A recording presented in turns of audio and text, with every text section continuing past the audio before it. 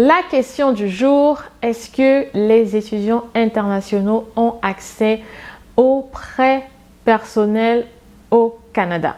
Je précise, prêts bancaires personnels au Canada.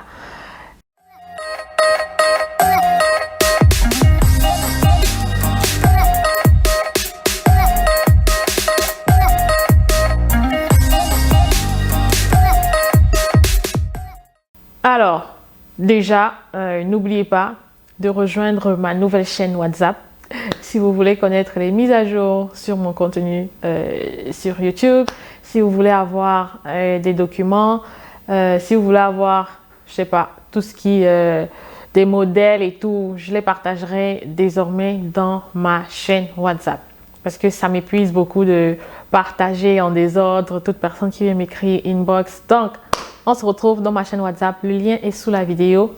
Ne l'oubliez pas, j'ai également un groupe de soutien désormais sur YouTube que vous pouvez rejoindre à 6,99 $. Je m'occupe des cas personnels si vous rejoignez mon groupe, les amis. Parce que vous devez le savoir, c'est épuisant, ça prend du temps. Donc, je l'ai fait gratuitement pendant une année.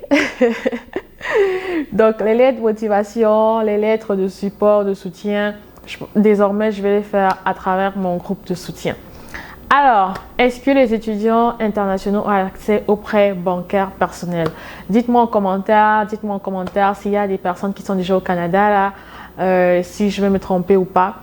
Mais c'est très rare. Donc, je sais que quand je venais d'arriver, il y a 5 ans passés, bon, moi, on m'avait toujours dit non, que c'est pas possible et tout, c'est pas possible. Mais il y avait quand même certaines, parce qu'il y a ce qu'on appelle, peut-être certaines personnes seront peut-être confuses, il y a ce qu'on appelle prêt personnel et ligne de crédit. OK? Ligne de crédit. Donc, je sais qu'il y a certaines banques qui accordent des lignes de crédit, mais c'est juste comme 5 000 $. On ne peut pas vous donner plus de 5 000 $. Et même, il faut que vous soyez resté déjà au Canada pendant un certain nombre de temps. Donc, ne vous attendez pas à avoir un prêt personnel dès que vous arrivez là. Non, ce n'est pas possible. Et déjà, on ne recommande pas.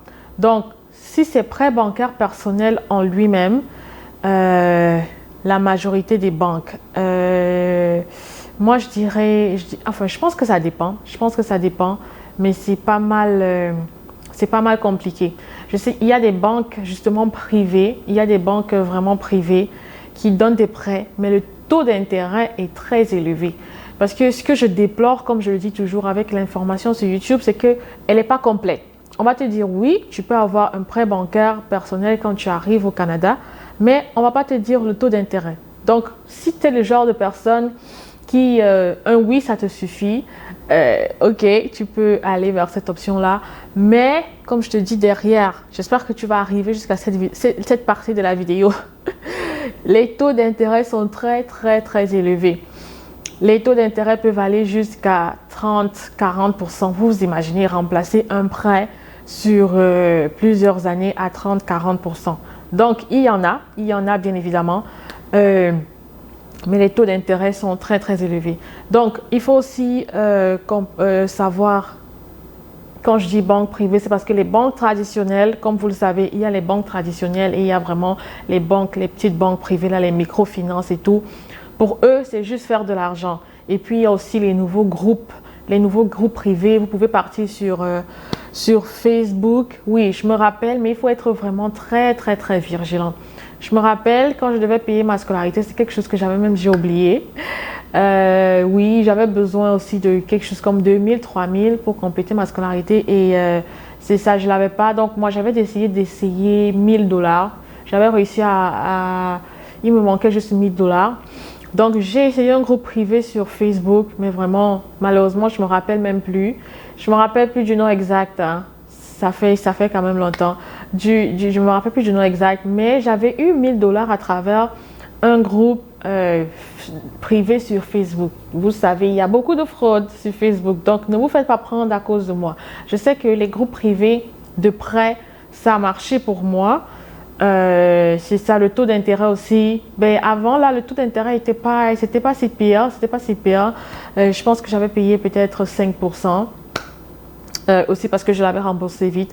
Mais je peux vous dire, aujourd'hui, si vous partez vers une microfinance, une banque privée, il y a comme 2 ou 3 là, les taux d'intérêt sont très élevés. Donc là, ça dépendra de vous. Est-ce que vous êtes vraiment prêt à aller vers ces microfinances-là qui vont vous offrir des taux élevés, mais vont vous donner de l'argent, mais vraiment à des taux élevés.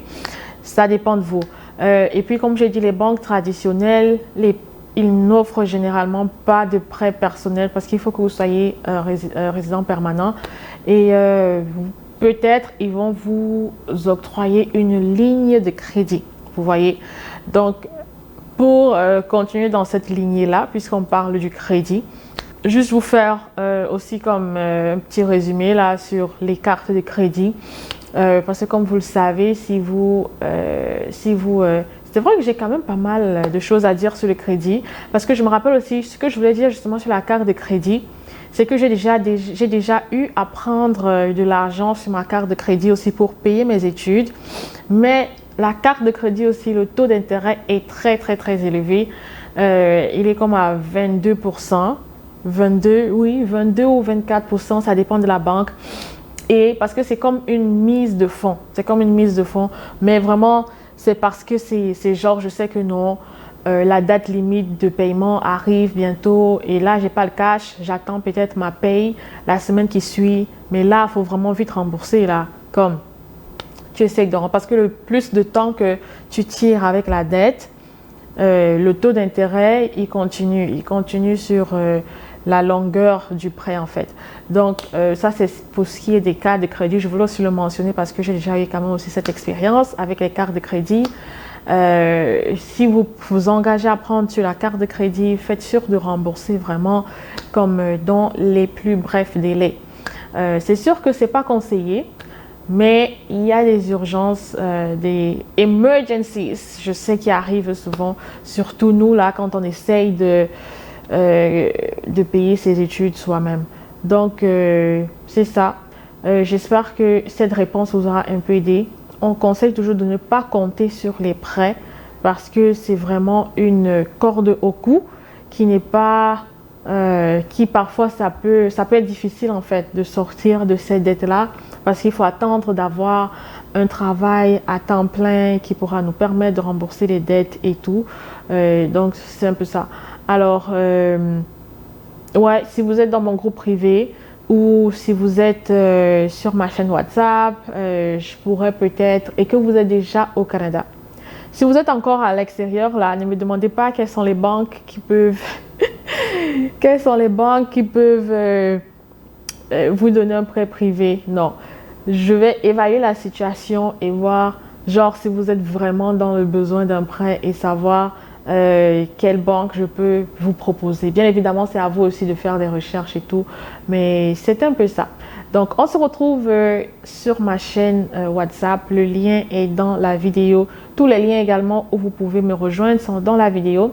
J'espère que cette vidéo, une fois de plus, vous a aidé et à répondre à une question ou à élucider beaucoup de points sombres. J'ai été contente de partager cette connaissance avec vous.